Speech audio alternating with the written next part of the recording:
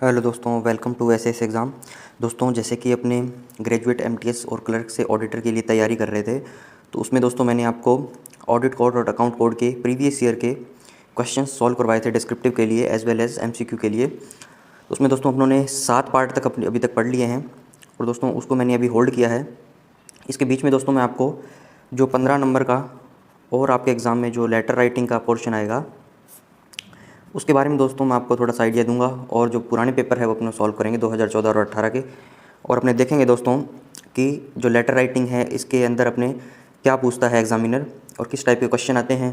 और दोस्तों वो फाइनल सॉल्व करने के अलावा उससे पहले मैं आपको कुछ बातें बताऊंगा, कॉम्प्रिहेंशन होता क्या है, ठीक है, पहले ऐसे एग्ज़ाम में कैसे पूछा जाता था, अब दोस्तों उसमें क्या क्या चेंजेस हुए हैं, ठीक है, वगैरह वगैरह। तो दोस्तों चलिए शुरू करते हैं। तो दोस्तों जो पहले जो होता था एस ओल्ड सिलेबस के हिसाब से, दोस्तों आपको नई चीज़ें सीखनी है, नई बातें करनी है, तो दोस्तों आपको पुरानी बातों का रेफरेंस लेना पड़ेगा। तब आप कंपैरिजन करके दोस्तों अच्छे से चीज़ों को समझ सकते हो, क्योंकि कंपैरिजन का जो मेथड है सीखने का वो सबसे बेस्ट मेथड मैं मानता हूँ। और दोस्तों जब आपके पास दो चीज़ें होगी ए और बी, तभी तो आप उसमें से बेस्ट चुन पाओगे और आप इसका कंपेयर करके सीख पाओगे एक दूसरे से। अगर आपके पास एक ही ए ही है, मान लो एक ही चीज़ है, तो आप उससे किससे कंपेयर करोगे और क्या उसकी तुलना करोगे, वो अच्छी है बुरी है, या जो भी आपको उसके बारे में एक विचार डेवलप करना है। तो ठीक है, तो दोस्तों इसलिए अपने पहले थोड़ा सा ऐसे ओल्ड सिलेबस के बारे में बात करेंगे, फिर जो अपने एग्ज़ाम में आने वाला है, ठीक है, और फिर इससे रिलेटेड फॉर्मेट डिस्कस करेंगे, और उससे रिलेटेड जो पुराने एग्जामिनेशंस में क्वेश्चंस आए हुए हैं उनके अपने सॉल्व करेंगे उनको, ठीक है। तो देखिए चलते हैं दोस्तों, पुराने एस ओल्ड सिलेबस में क्या होता था। तो दोस्तों इसमें एस ओल्ड सिलेबस में क्या होता था यहाँ पे मैं आपको बताऊंगा, और यहाँ पे जो अपने करंट में जो कॉम्प्रिहेंशन पूछा गया था पिछले 2014 और 2018 के एग्ज़ाम में, उसके बारे में आपको बताऊंगा। दोस्तों जो अपने एग्ज़ाम ग्रेजुएट एमटीएस से क्लर्क का जो एग्ज़ाम है उसके अंदर दोस्तों जो सेक्शन बी है उसमें comprehension and writing ability of English का ही एक पेपर है। तो इसके अंदर दोस्तों दो भाग हैं, ऐसे राइटिंग और लेटर राइटिंग। दोस्तों जो ऐसे राइटिंग है वो काफ़ी ईजी है, और दोस्तों इसके बारे में भी मैं आपको बताऊँगा, थोड़े ऐसे अपने लिखेंगे, थोड़ा मैं बताऊँगा आपको, थोड़े आइडियाज़ दूँगा, ठीक है, और कुछ आप अपने एंड पे भी इसको देखोगे, ठीक है। तो ये क्या है, हर किसी के लिए नॉर्मल है, इसमें कोई फॉर्मेट नहीं होता। इसके अंदर कुछ बातें आपको ध्यान रखनी पड़ती है, प्रस्तावना है, भूमिका कैसे बनाओगे, उसके अंदर पॉजिटिव नेगेटिव पॉइंट, ठीक है, फिर कंक्लूड इसको कैसे करोगे, तो वो चीज़ मैं आपको थोड़ा सा एक फॉर्मेट इसका बताऊँगा, अपने आगे डिस्कस करेंगे। और दोस्तों आज अपने लेटर राइटिंग के बारे में बात करेंगे, जो 15 नंबर का पेपर है आपका। दोस्तों 3 चॉइस आएगी आपको, आउट ऑफ 3 चूज़ 1, ठीक है, 3 में से एक आपको चूज़ करना है, ठीक है दोस्तों। और 2014 और 2018 का जो एग्ज़ाम था उसके अंदर दोस्तों किस किस टाइप के लेटर पूछे गए थे पहले आपको मैं बता दूं, एक बार आपको बेसिक आइडिया होना चाहिए। तो दोस्तों 2014 का जो पेपर था उसके अंदर डीओ लेटर्स पूछे गए थे, तीन चॉइस थी, तीनों ही डीओ लेटर पूछे गए थे, ठीक है। और तीनों डीओ लेटर्स के अंदर दोस्तों नीचे कुछ पहले डीओ लेटर बोल दिया कि फ़लाँ फ़लाँ इंसान को डीओ लेटर लिखना है, और नीचे दोस्तों कुछ पॉइंट्स दे दिए कि इन पॉइंट्स को कंसीडर करते हुए, ठीक है। और दोस्तों 2018 में एग्जामिनर ने इस पैटर्न को चेंज किया और नीचे वाले पॉइंट हटा दिए, ठीक है। वो किस वजह से हटाए हैं ये मुझे नहीं पता अभी तक, वो एग्ज़ामिनर की सोच पे डिपेंड करता है, एग्ज़ामिनर ने जो पेपर बनाया है। और मैं भी इसलिए हटाया है उसको कि क्या पता वो इसका लेवल कम करना चाहता हो या इसका लेवल बढ़ाना चाहता हो लेटर राइटिंग का, ठीक है। तो 2018 में देखिए दोस्तों क्या हुआ, 3 ऑप्शन थे आपके पास। तो दोस्तों तीनों ऑप्शन के अंदर अलग अलग टाइप के लेटर पूछे गए थे, ठीक है। For example letter number A choice पे था दोस्तों, तो वो फॉर्मल लेटर था, ठीक है, आपको फॉर्मली किसी को लेटर लिखना था, मैं आगे डिस्कस करेंगे क्या लेटर था वो, ठीक है। और बी चॉइस पे दोस्तों वो डीओ लेटर था, ठीक है, जो इनफॉर्मल लेटर रहता है और कोई पर्सन किसी दूसरे पर्सन को लिखता है, ठीक है, और फर्स्ट पर्सन में लिखा जाता है, वो सारी बातें अपने बाद में करेंगे, ठीक है। और दोस्तों सी नंबर पे जो ऑप्शन था वो लेटर था दोस्तों इनफॉर्मल, और इनफॉर्मल भी ऐसा कि वो पर्सनल लेटर, इसको मान लो आप पर्सनल लेटर, मतलब आपको अपने पेरेंट्स को लेटर लिखना हो तो वो पर्सनल लेटर होगा दोस्तों। तो उसके अंदर कोई भी आपको फॉर्मेलिटी नहीं करनी है, आपको जस्ट उसको अपने जैसे पेरेंट्स से अपने बात करते हैं, भाई से बात करते हैं, और जैसे बचपन में दोस्तों अपने लेटर लिखते आ रहे हैं, मैं यहाँ पे सकुशल हूँ, आशा करता हूँ आप भी वहाँ सकुशल होंगे, I am fine here, I hope that you also will be fine there, मैं यहाँ पे अच्छा कर रहा हूँ, मेरा ऑफिस ये है, ठीक है, फला बातें अपने देखेंगे। इसको पूरा दोस्तों मैं आपको बताऊँगा, इन सब के बारे में अपने बात करेंगे। अब देखिए दोस्तों कुछ रेफरेंस लेते हैं अपने एस के ओल्ड सिलेबस का।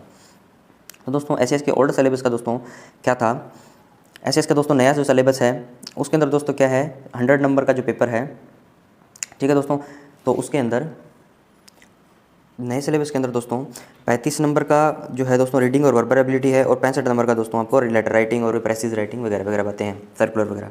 ठीक है दोस्तों, तो उसमें भी चेंज हो गया। दोस्तों ओल्ड सिलेबस में क्या था दोस्तों, ये पार्ट 2 का पेपर नंबर 8 था, और इसको बोला जाता था ऑफिस कम्युनिकेशन के नाम से, और दोस्तों ये क्वालिफाइंग पेपर था। ठीक है, आपको दोस्तों इसमें कितने मार्क्स लाने थे अभी बताता हूँ आपको। उसमें दोस्तों क्या हुआ करता था, मैक्सिमम 150 मार्क्स का दोस्तों पेपर होता था, टाइम मिलता था दोस्तों 3 घंटे, और इसको क्वालिफाई करने के लिए दोस्तों आपको 60 नंबर चाहिए थे। ठीक है, और 6 क्वेश्चन आते थे दोस्तों, उसमें से 4 क्वेश्चन आपके करने होते थे। 4 question have to be attempted out of 6 question. ठीक है, और क्वेश्चन नंबर 1 दोस्तों कंपलसरी होता था, जो 40 नंबर का होता था। उसके अंदर दोस्तों जो क्वेश्चन पूछा जाता था उसमें 5 नंबर वो टाइटल के देते थे, 10 नंबर दोस्तों समरी ऑफ द पॉइंट्स के, और 25 नंबर दोस्तों उसका प्रेसिस करने के। ठीक है, और दोस्तों क्वेश्चन नंबर 2 भी कंपलसरी होता था, वो भी 40 नंबर का। और दोस्तों जो क्वेश्चन नंबर 3, 4, 5 और 6 जो थे, इन 4 में से दोस्तों आपको 2 क्वेश्चन करने होते थे। ठीक है, ये 2 क्वेश्चन करने होते थे, और दोस्तों 35 नंबर का एक क्वेश्चन होता था। ठीक है, तो 35 दूना 70, यानी 70 नंबर ये हो गए, 35 दूना 70, और क्वेश्चन 1 और क्वेश्चन 2 40 नंबर के थे, दोस्तों 150 नंबर का ये काम हो गया। ठीक है, और आप 60 नंबर इसमें लाते तो दोस्तों वो क्वालिफाई कर जाते। ठीक है, तो आपके जो दोस्त पुराने जो डब्ल्यू होंगे, आपके सीनियर्स जो हैं आपके ऑफिसर्स में, वो यही पेपर पास करके डब्ल्यू बने हैं। ठीक है, और दोस्तों मैं एक एग्जांपल आपको बताता हूँ। मैंने 2016 के एसएस पार्ट 2 का एक एग्जांपल लिया है। Make a precious of the letters placed at appendix 1 to 3, also suggest a suitable title and give a summary of points. तो दोस्तों टाइटल के कितने नंबर मिल जाएंगे, क्वेश्चन नंबर 5, समरी के दोस्तों कितने 10, और दोस्तों जो प्रेसिस इसका बोला इसको मतलब 25, 25, 30, 40, टोटल कितना हो गया दोस्तों, 40 नंबर का काम हो गया आपका। ठीक है, आगे चलते हैं दोस्तों। इसी दोस्तों 2016 के पेपर में क्वेश्चन नंबर 2 पूछा गया था दोस्तों, शॉर्टली रिप्लाई आपको देना था, मतलब एक बड़ा सा पैरा दे दिया, उसका कुछ उसने रिप्लाई पूछ लिया। ये दोस्तों 3 नंबर था, वो दोस्तों आपको ऑफिस नोट बनाना था। ठीक है, मतलब ऑफिस नोट पुटअप करना है। कुछ लोग आपके जो मेन ऑफिस में काम करते हैं, या जो CDS में काम करते हैं, PCDA में काम करते हैं, ये थोड़े से बड़े ऑफिस में, छोटे ऑफिस में थोड़ा कम होता है, इसमें सब ऑफिस में, फिर भी वहाँ भी ऑफिस नोट पुटअप होते हैं। तो वो था, उसके रिगार्डिंग था, उसका कैसे ड्राफ्ट होगा, वो कैसे बनाओगे। एक दोस्तों एक सर्कुलर को ड्राफ्ट करना था, एक पार्ट 1 ऑफिस ऑर्डर को ड्राफ्ट करना था। ठीक है, क्वेश्चन नंबर 6 होता है ड्राफ्ट ए सर्कुलर, एक सिंपल सर्कुलर ड्राफ्ट करना होता था। दोस्तों इन 4 में से क्वेश्चन कोई भी 2 करने थे, जो मैंने ऊपर बताया आपको, और क्वेश्चन नंबर 1 और क्वेश्चन 2 कंपलसरी होता था। ठीक है, और दोस्तों SES 2017 के पार्ट 2 का मैंने कुछ एनालिसिस किया, तो उसमें भी दोस्तों क्वेश्चन नंबर 1 प्रेसिस से था, दूसरा दोस्तों ड्राफ्ट रिप्रेजेंटेशन से था, तीसरा दोस्तों ऑफिशियल लेटर बनाना था, क्वेश्चन नंबर 4 दोस्तों ऑफिस मेमोरेंडम था, और दोस्तों 5वां भी ऑफिस मेमोरेंडम से रिलेटेड था। मेमोरेंडम यानी ज्ञापन। ठीक है, कुछ ज्ञापन अपने देते हैं किसी को। ठीक है, तो दोस्तों ये सारी चीज़ें एनालाइज करके, कुछ पुराने पेपर और भी देखे मैंने, वो मैंने इंक्लूड नहीं किए इसमें, मैं आपको वर्बली आपको बता देता हूँ। तो दोस्तों जो ऑडिटर के एग्ज़ाम का जो लेटर राइटिंग है, और जो WO के एग्ज़ाम का जो लेटर राइट है, इनमें दोस्तों दिन रात का फ़र्क है। Level of paper of office communication दोस्तों इतना गैप है इनके अंदर। ठीक है, तो दोस्तों आपको WO की जब तैयारी करोगे SES एग्जामिनेशन की, तो उसके लिए दोस्तों आपको अलग से चीज़ें पढ़नी पड़ेगी, याद करनी पड़ेगी, प्रैक्टिस करनी पड़ेगी। और दोस्तों जब क्लर्क से ऑडिटर, ग्रेजुएट MTS से ऑडिटर बनने के लिए तैयारी कर रहे हो, तो आपको इससे थोड़ी कम तैयारी करनी पड़ेगी, बट आपको परफॉर्मा और वो सारी चीज़ें देखनी पड़ेगी। तो वो भी आपको मैं अपने इसी लेक्चर में आपके आगे बताता हूँ। ठीक है दोस्तों, तो आगे चलते हैं। यहाँ देखिए दोस्तों, अपने ऑफिस कम्युनिकेशन के बारे में कुछ थ्योरेटिकल पोर्शन दोस्तों डिस्कस करेंगे, और मैं चाहता हूँ कि ये चीज़ें पढ़ के आप में थोड़ा सा कॉन्फिडेंस आए, और आप दोस्तों लेटर राइटिंग और जो भी आपके एग्ज़ाम में पूछा जाए, मेनली लेटर राइटिंग ही पूछा गया है पिछले, जैसे आपने देखा 6 के 6 ऑप्शन लेटर राइटिंग के थे, तो आप में दोस्तों थोड़ी सी एक उत्साह आए, और आपका थोड़ा जो नेगेटिविटी है लेटर राइटिंग से लेकर, DO लेटर राइटिंग से लेकर भले ही, तो वो दोस्तों थोड़ी सी कम हो, और आप में थोड़ा सा कॉन्फिडेंस आए। ठीक है, तो क्या होता है दोस्तों, ऑफिस कम्युनिकेशन कई टाइप का होता है। ठीक है, और दोस्तों कम्युनिकेशन करना ही ज़रूरी है आपस में दोस्तों। कभी भी 2 पर्सन है दोस्तों, अगर उनको रिलेशन अच्छे रखने हैं, तो वहाँ भी दोस्तों हमें कम्युनिकेशन की ज़रूरत पड़ती है। ठीक है, और दोस्तों आपके कम्युनिकेशन स्किल्स अच्छे हैं, तो आपके रिलेशन हमेशा दूसरे लोगों के साथ अच्छे रहेंगे। ठीक है, if you have the good communication skill then you will never stop in your life. ठीक है, तो आपके कम्युनिकेशन स्किल दोस्तों अच्छे होने ही चाहिए। ठीक है, आपका जो बात करते हो वो कैसे, उसके अंदर शब्दों का चुनाव कैसा है, ठीक है, उनको कैसे आप ड्राफ्ट करते हो, दोस्तों वही चीज़ें हैं जो वो लेटर राइटिंग में हमें लिखनी है। कोई दोस्तों फॉरेन वर्ड्स का यूज़ नहीं करना, बहुत ज़्यादा इडियम फ्रेजेस का यूज़ नहीं करना। ठीक है, आपको जो आप जनरल भाषा में जो आपके माइंड में थॉट्स आते हैं दोस्तों, उन्हीं को कागज़ पे उतारने को दोस्तों लेटर राइटिंग बोलते हैं। ठीक है, बशर्ते कि अपने ऑफिशियल एग्ज़ाम अपने दे रहे हैं, ऑफिशियल चीज़ों से अगर वो बातें रिलेटेड हैं, तो आपको दोस्तों उसी लहजे में और उसी दोस्तों डिसिप्लिन को ध्यान में रखते हुए आपको वो राइटिंग करना है। तो दोस्तों कुछ बातें डिस्कस करते हैं। देखो अपना डाउन कम्युनिकेशन दोस्तों क्या होता है। डाउन यानी नीचे कम्युनिकेशन, मतलब जो नीचे की रैंक के लोग हैं उनको डायरेक्टिव देना, इंस्ट्रक्शन देना, सैंक्शन देना, sanction of rules and regulations, administration use these devices. Administration दोस्तों डाउन कम्युनिकेशन के लेटर्स को या सर्कुलर्स को या इस टाइप के कम्युनिकेशन को डाउन कम्युनिकेशन किस लिए यूज़ करता है? Not only for command and control but to inform those lower down about official attitude, ideas, requirement. दोस्तों कोई भी सब ऑफिस है मान लो, वहाँ पे मेन ऑफिस से लेटर आता है या हेडक्वार्टर ऑफिस से लेटर आता है, तो दोस्तों वो डाउन कम्युनिकेशन हुआ। समझ में आया आपको? यहाँ पे हेडक्वार्टर ऑफिस है, यहाँ पे कोई सब ऑफिस है, ठीक है। तो यहाँ से जो चैनल ऊपर से जो लेटर आएगा वो कम्युनिकेशन होगी, वो दोस्तों डाउन कम्युनिकेशन बोलते हैं। दोस्तों जो अप कम्युनिकेशन है वो सब ऑफिस हेडक्वार्टर ऑफिस को इंटीमेट करे, ठीक है, उसको एड्रेस करे, मेन ऑफिस को एड्रेस करे, मतलब नीचे से जो ऊपर लेटर जाएंगे उसको बोलते हैं दोस्तों अप कम्युनिकेशन, ठीक है। Up communication are through periodic reports. दोस्तों आप रिपोर्ट भेजते हो हर महीने, weekly report, monthly report, fortnightly report, 6 monthly report, quarterly report, ठीक है, ईयरली रिपोर्ट, ठीक है, वगैरह वगैरह। आपने देखा होगा अपने ऑफिस के एंड एडमिन सेक्शन में जो पूरे दिन रिपोर्ट बनाते रहते हैं। तो यूपी तो दोस्तों अप कम्युनिकेशन है वो थ्रू पीरियोडिक रिपोर्ट्स के जरिए। Written request for guidance. दोस्तों हमें सब ऑफिसेस को मान लो किसी रूलिंग पे डाउट है और या वो रूलिंग हमें नहीं मिल रही है, तो हम दोस्तों जो मेन ऑफिस है वहाँ से रेफरेंस लेते हैं, ठीक है। तो हम उसके लिए रेड लेटर लिखते हैं, रिक्वेस्ट करते हैं, कम्युनिकेट करते हैं हायर अथॉरिटी से। तो इसका मतलब यही हुआ ना, रिटन रिक्वेस्ट फॉर गाइडेंस, ठीक है। Suggestions and discussions. दोस्तों सजेस्ट करते हैं अपने कुछ बातें, कुछ ऐसा होता है कि अपने से कुछ बातों पे पॉइंट मांग लिए जाते हैं, ठीक है, कि कुछ बातें एक आपको टॉपिक दे दिया और उस पर मांग लिया कि इस पर आप क्या सजेशन देते हो, ठीक है, कुछ डिस्कशन शुरू होगा। दोस्तों क्रॉस कम्युनिकेशन ऑल्सो में फॉलो द अबव, मतलब क्रॉस कम्युनिकेशन होना है आपस में एक दूसरे से, तो उसके अंदर भी ये चीज़ें डिस्कस की जाती है, ठीक है। अगला देखिए दोस्तों क्या है, an effective means of communication plays an important role in transacting official business. ये बता रहा है दोस्तों एक इफेक्टिव कम्युनिकेशन होगा तो दोस्तों वो बहुत ही इंपॉर्टेंट रोल प्ले करेगा ऑफिशियल बिजनेस को करने में, ठीक है। तो इसका दोस्तों एक सूत्र इन्होंने दिया है, तो दोस्तों आपने 11वीं 12वीं में कॉलेज लाइफ में पढ़ा होगा डायरेक्टली प्रोपोर्शनल का। तो the efficiency in conduct of business is directly proportional to the efficiency of correct communication. मतलब आपको बिजनेस को अगर बढ़ाना है तो आपका दोस्तों कम्युनिकेशन करने का तरीका भी that would be up to the mark, ठीक है। वो भी आपका दोस्तों कम्युनिकेशन करने का तरीका बहुत ही इफेक्टिव होना चाहिए, ठीक है। आगे चलिए दोस्तों क्या बोल रहा है, communication consist in conveyance of thoughts, ideas, information etcetera through written words. दोस्तों कम्युनिकेशन क्या है, कन्वे करते हैं हम किसको, थॉट्स को, आइडियाज़ को, इन्फॉर्मेशन को एट्सेट्रा थ्रू रिटन वर्ड्स, ठीक है, रिटन वर्ड्स के द्वारा। Even where spoken words can serve the purpose. दोस्तों अपने बोली हुई बात भी वो चीज़ें सर्व कर सकती हैं। हम थॉट्स को कन्वे कर सकते हैं, आइडियाज़ को कन्वे कर सकते हैं, इन्फॉर्मेशन को कन्वे कर सकते हैं, लेकिन बोलने के अलावा स्पोकन वर्ड्स के बावजूद हम रिटन वर्ड्स क्यों यूज़ करते हैं? They have generally often to be recorded in writing for later reference. दोस्तों हम बोल के भी अपने थॉट्स, अपने आइडियाज़, इन्फॉर्मेशन को कन्वे कर सकते हैं, फिर भी हम रिटन वर्ड्स में करते हैं, रिटन में बातें करते हैं। क्यों? क्योंकि हम जो बोली हुई बात है वो भूल जाएंगे, तो लिखी हुई बात दोस्तों उसको आपको बाद में रेफरेंस ले सकते हैं जो हमने बातें बोली है, ठीक है, जो रिटन में हमने कम्युनिकेशन किया है उसको आधार मान के हम आगे कम्युनिकेशन को जारी रख सकते हैं, ठीक है। आगे चलते हैं दोस्तों। अगला पॉइंट देखिए दोस्तों क्या लिखा है, कम्युनिकेशन टेक मैनी फॉर्म्स। दोस्तों कम्युनिकेशन के कई प्रकार होते हैं, सच एज, जैसे कि लेटर्स दोस्तों आप लिख सकते हो, लेटर्स के फॉर्म में कम्युनिकेट कर सकते हो। मेमोरेंडम दोस्तों दे सकते हो, कुछ ज्ञापन आपको देना है। सर्कुलर्स दोस्तों, office orders, minutes of meeting, records of discussions, reports and returns, UO notes, demi official letter, telegrams, signals and so on. दोस्तों बहुत सारे तरीके हैं कम्युनिकेशन करने के, और जो जनरल तरीके हैं वो मैंने आपको बताए हैं, और इसके अलावा भी बहुत सारे हो सकते हैं दोस्तों, ठीक है। जैसे जैसे टेक्नोलॉजी डेवलपमेंट हुई है दोस्तों, तो आर्टिफिशियल इंटेलिजेंस का दोस्तों जो रोल आया है हर इंसान की लाइफ में, तो दोस्तों कम्युनिकेट करने के तरीके बहुत सारे हो सकते हैं, ठीक है। एलेक्सा से भी आप कम्युनिकेट करते हो, ठीक है, आर्टिफिशियल इंटेलिजेंस जो है इंसान से ना होके भी, ठीक है। तो दोस्तों देखिए इसके अंदर अपने जो काम की बात है वो आपको बताता हूँ, फ़िलहाल जो अपने डिस्कस कर रहे हैं। आगे दोस्तों जब 2 जून के बाद ये एग्ज़ाम खत्म हो जाएगा तो मैं आपको जो SAS की जो प्रॉपर प्रिपरेशन है उसके बारे में सारी बुक्स अपनी करेंगे प्रॉपर तरीके से। 2 जून तक दोस्तों मैंने उस सिलेबस को होल्ड कर रखा है, जैसे कि आपने देखा होगा ऑफिस मैनुअल के अपने 1 चैप्टर किया है, अकाउंट कोड का दोस्तों 1 चैप्टर किया है, ठीक है। तो अभी जो मैं कलेक्टर ऑडिटर आ रहा है वो सारी चीज़ें करवा रहा हूँ, 2 जून के बाद अपने पूरा फुल प्रिपरेशन करेंगे इसकी, ठीक है। और देखिए दोस्तों मैं बता रहा था कि इसके अंदर दोस्तों अपने काम की चीज़ है ये लेटर्स, ठीक है, और लेटर्स बोल दो, और इसके साथ दोस्तों इसको भी इंक्लूड कर लो, डेमी ऑफिशियल लेटर। जैसे दोस्तों डेमी ऑफिशियल लेटर है दोस्तों, है तो लेटर ही, और ये लेटर का ही पार्ट है, ठीक है। लेटर भी कई टाइप के होते हैं, वो भी आपको बताऊंगा। आगे देखिए दोस्तों, अपने काम की बात यह हुई लेटर्स और डेमी ऑफिशियल लेटर, इसके बारे में अपने देखेंगे जो प्रीवियस एग्जाम्स में आए हुए हैं।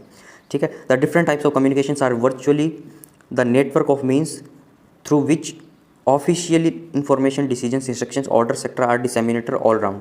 दोस्तों जो कम्युनिकेशन है एक वर्चुअली नेटवर्क है दोस्तों। ये जैसे दोस्तों एक नेटवर्क के टावर पे जो सिग्नल जो है सभी उस टावर से दोस्तों सिग्नल सभी लोगों के पास पहुंचता है, ऐसा ही कम्युनिकेशन दोस्तों एक वर्चुअली नेटवर्क है। किसका दोस्तों? Means through which official information, दोस्तों वहाँ पे दोस्तों सिग्नल डिसेमिनेट होता है, डिसेमिनेट यानी फैलाना। ठीक है। और यहाँ दोस्तों क्या हो रहा है कि official information, decision, instructions, orders etcetera वो डिसेमिनेट हो रहे हैं ऑल राउंड। ठीक है। और क्या रहा दोस्तों? The efficiency of the functioning of an office, department और a ministry depends directly on the effectiveness of the communication system. दोस्तों किसी भी डिपार्टमेंट, किसी भी ऑफिस, किसी भी मिनिस्ट्री की जो फंक्शनिंग है वो किस पर डिपेंड करती है? वो भी डायरेक्टली डिपेंड करती है उनका कम्युनिकेशन सिस्टम कैसा है, अपनी हायर अथॉरिटी से, अपने लोअर अथॉरिटी से, अपने जो 7 काम जो उनके करते हैं उनसे। ठीक है दोस्तों। तो दोस्तों ये सारी बातें आपके कम्युनिकेशन सिस्टम पे डिपेंड करती है, तो ये चीज़ें आपको ध्यान रखनी है। और दोस्तों एक डब्ल्यू के संदर्भ में एक बात मैंने आपको बताई है, and W being the scientific manager of the section. दोस्तों जो डब्ल्यू है उसको एक साइंटिफिक मैनेजर की उपमा दी गई है। क्यों दी गई है दोस्तों साइंटिफिक मैनेजर? दोस्तों साइंटिफिक मैनेजर आपने एक और पढ़ा होगा, साइंटिफिक मैनेजर नाम याद आया तो department of defence research and development, दोस्तों उसका जो दोस्तों सचिव होता है वो साइंटिफिक एडवाइज़र टू द रक्षा मंत्री होता है। ठीक है दोस्तों, ऐसी चीज़ें आपको लिंक करके पढ़नी है। ठीक है। तो जो डब्ल्यू है दोस्तों being the scientific manager of a section क्या करता है? Is an important entity on whose correct understanding and transacting official business through efficient reporting, effective drafting, rest the laurel winning of the organisation. Laurel मतलब दोस्तों प्रसिद्धि, ख्याति। ठीक है। इन बातों को इसको बोलते हैं लॉरल। तो दोस्तों डब्ल्यू क्या है? एक साइंटिफिक मैनेजर है। वो दोस्तों एक बहुत इंपॉर्टेंट एंटिटी है और दोस्तों उसकी करेक्ट अंडरस्टैंडिंग ऑफिशियल बिजनेस को दोस्तों नेक्स्ट लेवल पे ले जाएगी। ठीक है। उसके जो कम्युनिकेशन स्किल हैं वो ऑर्गेनाइजेशन को नेक्स्ट लेवल पे ले जा सकते हैं। ठीक है। ये इसमें बताया गया है। और दोस्तों क्या है इसमें लेटर्स के बारे में? दोस्तों ये बातें हैं ये आपको पता होनी चाहिए। लेटर राइटिंग आप सीधा उस पर जंप कर जाओगे। लेटर राइटिंग पे मैं आपको बता दूं वो 2 मिनट का काम है। फॉर्मेट बताना, उसमें मैटर लिखना, बॉडी है, ये है, वो है, वो बहुत ही 2 मिनट का काम है। बट दोस्तों ये जो चीज़ें हैं ये आपकी सोच डेवलप करेगी और दोस्तों आपके अंदर जो डर है लेटर राइटिंग का वो ये निकालेगी। ठीक है। ये सब होने के बाद दोस्तों आप एग्जाम में सीधा भी जाओगे तो आप में इतना कॉन्फिडेंस जरूर होगा कि आप 15 में से 5 नंबर लेके आ जाओ। ठीक है। कुछ भी लिख के। ठीक है। इतना कॉन्फिडेंस मैं आपको भर दूंगा। ठीक है। अगला देखिए दोस्तों, one can speak only 100 of what one knows. दोस्तों एक इंसान जितना जानता है उसका ओनली 1/100वां भाग ही बोल पाता है। आपने दोस्तों देखा होगा आपके माइंड में 1 मिनट में, 1 सेकंड में, 1 मिनट में हज़ारों थॉट्स आते हैं। ठीक है। और दोस्तों आते हैं जाते हैं, आते हैं जाते हैं। ठीक है। ऐसी चीज़ें होती रहती है। तो दोस्तों क्या बोलता है कि आप जितना जानते हो उसका आप एक ओनली 1/100वां भाग ही बोल सकते हो। मान लो मेरे दिमाग में 100 लाइन्स आई कोई बात की या 100 शब्द आए तो दोस्तों मैं उसका 1/100वां भाग दोस्तों तो मैं ओनली 1 शब्द या 1 लाइन ही बोल सकता हूँ। और दोस्तों आगे क्या बोलता है? A subject and write only 100 of what one can speak. और दोस्तों मैंने मान लो मेरे पास दोस्तों 1000 शब्द थे जो मैं जानता हूँ, उसका दोस्तों 1/100वां भाग तो मैं बोल सकता हूँ। कितना हुआ दोस्तों? मतलब 10 शब्द बोल दिए और इसका दोस्तों 1/100वां भाग मतलब 0.1 है, इसको 10,000 कर लो। ठीक है। तो मतलब 100 बोल सकता हूँ, फिर मान लो 1 शब्द बोल सकता हूँ। मतलब 10,000 शब्द अगर मैं जानता हूँ तो मैं लिखने पे आऊँगा तो दोस्तों मैं 1 शब्द लिखूँगा। दोस्तों ये उपमा है, इसको ज़्यादा सीरियस मत लेना कि मेरे को 10,000 शब्द पता है तो सर मैं तो ज़्यादा लिख सकता हूँ। ठीक है। तो दोस्तों बताया गया है कि जितना आप जानते हो उससे बहुत कम लिख सकते हो और दोस्तों ये प्रैक्टिस से होगा। ठीक है। आगे चलते हैं दोस्तों क्या बोल रहा है आगे देखिए, the first requisite for drafting of any communication is therefore to have an analytical understanding of the entire scope of the subject matter to be dealt with। दोस्तों क्या बोल रहा है? अगर आपको कम्युनिकेशन करना है, ड्राफ्टिंग करनी है तो दोस्तों आपको एक एनालिटिकल अंडरस्टैंडिंग रखनी पड़ेगी। दोस्तों इसके अंदर क्या होता है? दोस्तों लेटर को आप स्टफ मत मानो, आप डेस्क्रिप्टिव क्वेश्चन दोगे तो दोस्तों वो चीज़ें भी तो आप कर ही रहे हो। फ़र्क इतना ही है कि आपने वो डेस्क्रिप्टिव जो क्वेश्चन है वो पढ़े होंगे खुद से और दोस्तों जो लेटर है वो आपने पढ़ा नहीं होगा, कुछ भी पूछा जा सकता है। बट आप में दोस्तों एक एनालिटिकल अंडरस्टैंडिंग तो डेवलप होनी चाहिए कि जिस टॉपिक के बारे में आपसे पूछा जाए तो उसमें उसको एनालाइज करके उसके पॉजिटिव नेगेटिव पॉइंट लिख के, ठीक है, उससे रिलेटेड कुछ बातें आपके दिमाग में जो थॉट्स आए उनको आप कागज़ पर उतार सको। ठीक है। और दोस्तों क्या बोल रहा है आगे, any doubts however minor they may be should first be got clear before attempting to draft. दोस्तों आपके दिमाग में कुछ भी माइनर सा भी डाउट हो तो आप ड्राफ्टिंग करने से पहले दोस्तों उसको क्लियर कर लो अपने दिमाग के अंदर।